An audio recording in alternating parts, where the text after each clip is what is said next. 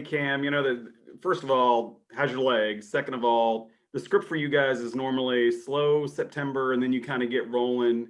The train starts picking up steam, as Mike T likes to say. Why has this year been different? And has the fact that maybe you didn't have to have a normal training camp and you could kind of and you had a lot of continuity, just allowed you to maybe hit a little bit faster? Yeah, like fine. I'm getting better every day. In regards to just starting fast, I remember talking to Coach T about it. You didn't know if we were going to have fans during the season, so the emphasis was start fast because once you don't have that extra external force to really say it's a home game, we got to regroup. You can be in a downslide. It can be harder for you to come back from. I'm glad we started fast, but we got a lot more football to be played. If we don't win another game, we don't have a winning record. So, we got to continue to keep growing and keep getting better. Jerry Dulac, Post-Gazette. Yeah, good morning. You can talk and hear all you want about other players testing positive, but after a game, when you find out an opposing player had tested, just what was the reaction internally amongst the guys? It's a little different feeling, I'm sure. Yeah, you try to control what you can control, but at the end of the day, the virus doesn't, bend our liking. So, we don't know what was going over there. I don't think it was any ill will or, them being, negligent on their part, but things happen. It's up for us to just continue to do our job and be ready for anything. Joe Rutter, Trib.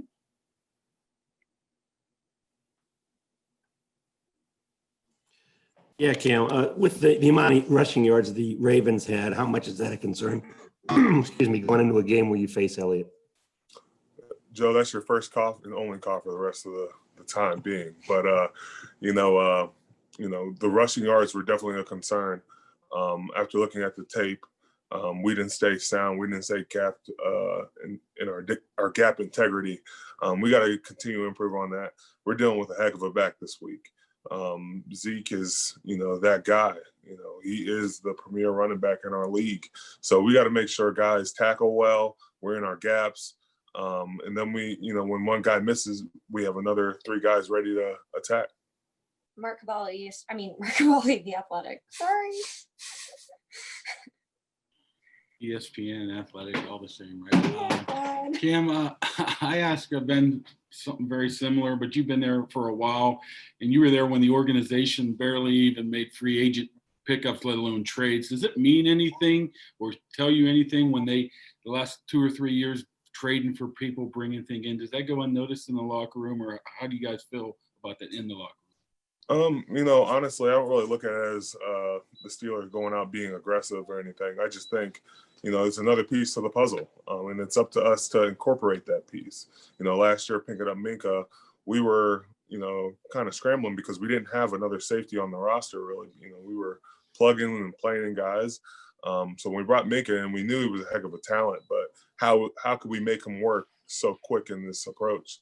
And I think we'll see what happens with Avery. I know Rob's been playing very well, but, there's going to be a way to incorporate him as the season continues.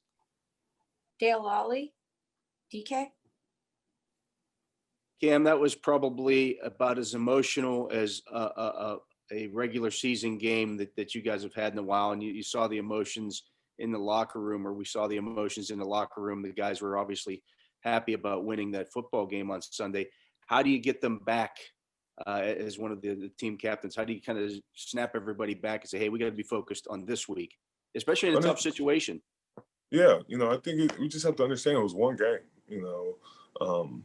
The great thing is I think we play with emotion every game.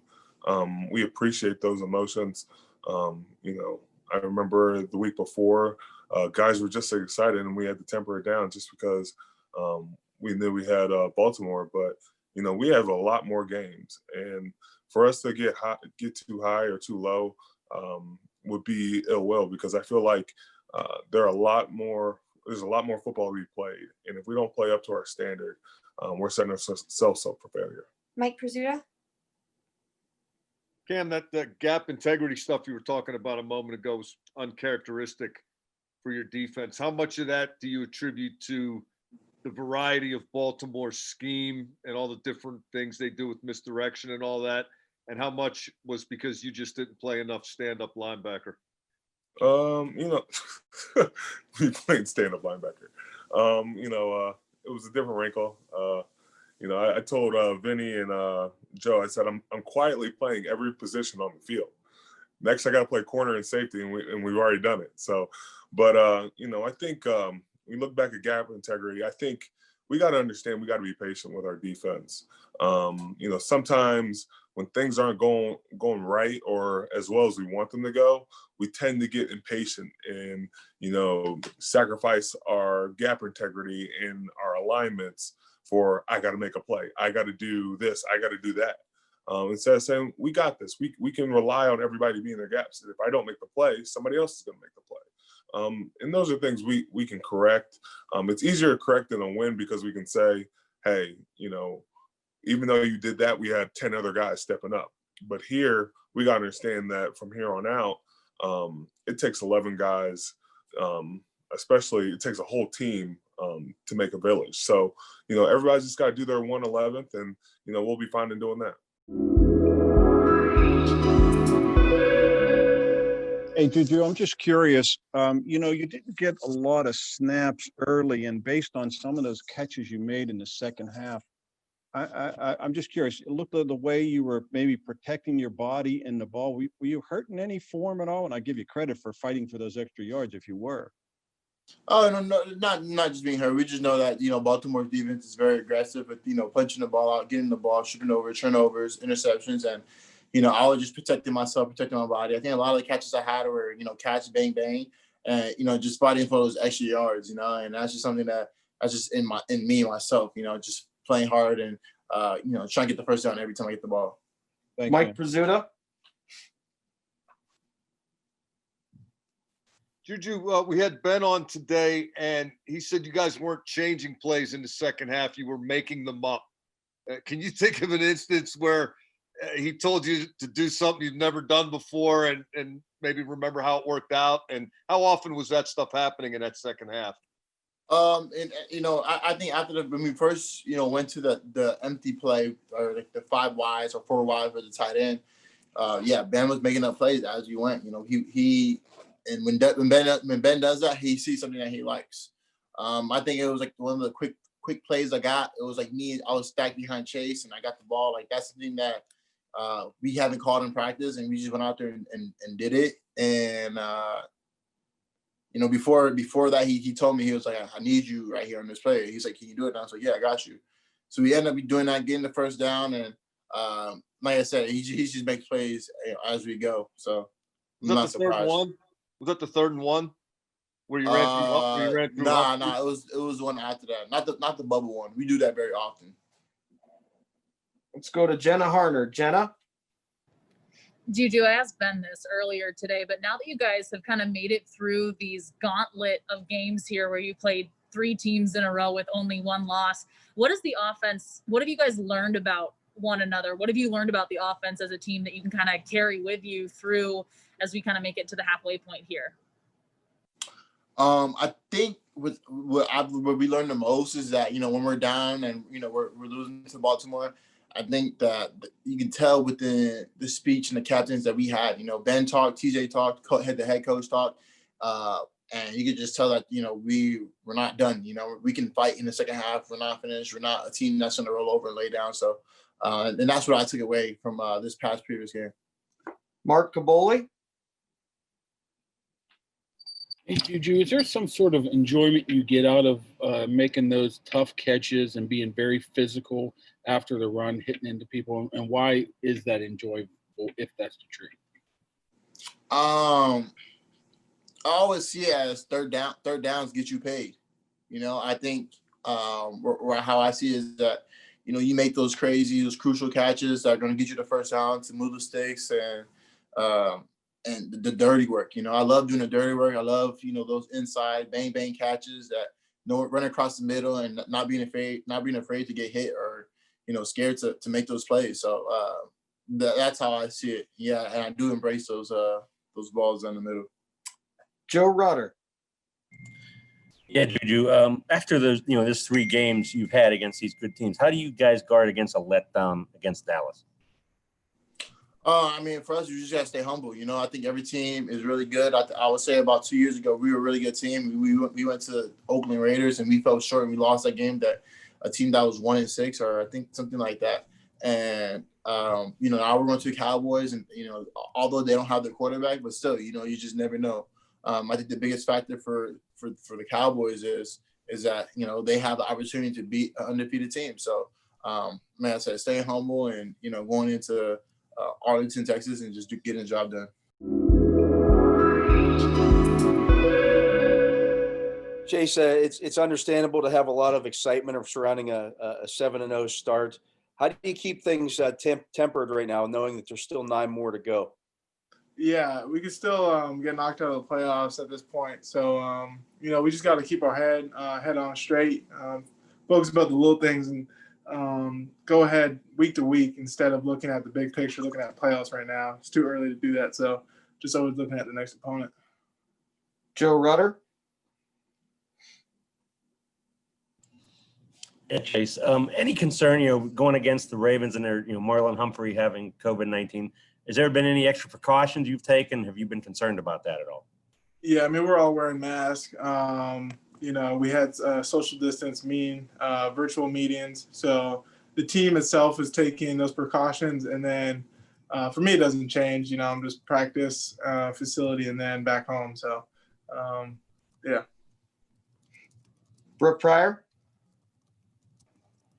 Chase, what have you learned about Coach Tomlin since you got drafted by the Steelers and have just gotten to know him? I mean, does he get enough credit for the job that he does? Yeah, I don't know what the media is saying about him, but I know he deserves all the credit in the world because he's prepared us week in, week out, and especially getting the young guys ready. I think he's done a really good job at not putting too much pressure on us, but just letting us know his expectations. Alan Saunders. Yeah, Chase, just talking about the COVID-19 stuff, and it seems like you guys feel pretty comfortable with what you've done in the building. You guys haven't had a lot of issues with your team. Does it give you any pause though when you have somebody from another team test positive, and that's happened now a couple times with you? And are you concerned at all about there being transmission during a game from an opponent to someone on your team? That's not something I really think about during the game, but afterwards when you hear the news, you want to take the right steps to kind of prevent any further infection. But you can't really think about that during the game, and then once you do find out, you just have to take the right steps necessary. All right, let's go to Jenna Harner. Jenna. Chase, how would you describe the identity of the offense right now? And has it kind of shifted now that you have made it through these 3 really, really intense games here? Yeah, I think we're really deep, from our linemen to our receivers to our running backs. I think we can mix it up a lot and put a lot of people in different areas. I think that gives defenses some problems, and then it opens things up for us. So I think we're able to have fun with it and just kind of keep experimenting with what works and what doesn't work. Mike Prizzuta. Chase, as a rookie, what's going through your head in the second half there at Baltimore? Both Ben Roethlisberger and JuJu Smith-Schuster told us today that you guys were making up plays snap to snap and doing a lot of stuff that you hadn't really worked on. How as a rookie did you handle that, and what was that experience like for you? Yeah, I mean, I would say it's probably easier because, he's telling you what side of the field to go on and what concept to run. So you really just have to know the concept, and that's not too hard. But I think just being aware of the tempo that we're going at, just making sure you run back to Ben, you get the play, you get lined up. I think that was the most important thing. But I didn't think it was too bad. Brian Bacco.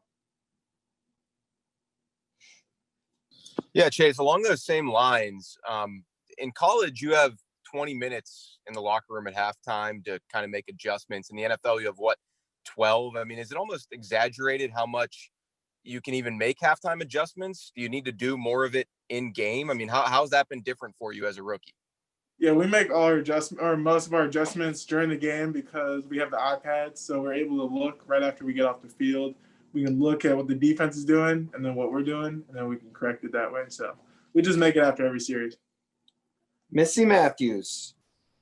Chase, I know Alex Highsmith is on the other side of the ball, but you guys were in the same draft class. What have you seen from him so far through the first half of the season? And do you guys kind of as a draft class lean on each other right now? Yeah, he's done a really good job putting himself in positions to make plays like he did this past Sunday. And I told him I'm super proud of him. Congratulations on the first interception. And, he's a workhorse. So I'm glad to see that he's balling out. And then, us as a rookie class, we can always talk to each other, and we know that. So it's been helpful. All right, let's go to Jeff Hathorn. Chase, what have you noticed as far as Dallas's defense and makes them good at ball hawking, and what's the biggest challenge in facing them on Sunday? Yeah, we just we went over Diggs, and we showed how his ball skills are pretty good when the ball's in the air. He can make plays with the ball, so we just have to be pretty disciplined that way. And then we're going to talk about the defensive, the linebackers and how they sometimes play man on a receiver. So we're going to try to expose that. We'll see. All right, we got time for a couple follow-ups. Brooke Pryor. Yeah, Chase, JuJu said earlier today that Tomlin gave you guys a hats practice, and that was because the injury list was so long. There's not a bye week coming up. What does it mean to have a coach that recognizes, hey, you guys need, maybe a less physical practice this week? How much does that help you, and how much does that help maybe the morale of the team? Yeah, I was talking to my friend on the Niners, and they're still, wearing full pads on Thursdays and stuff. So we haven't done that since camp. So having a coach that understands how long the season is and the wear and tear on your body is super helpful for getting you through the season and then being able to play well in the playoffs.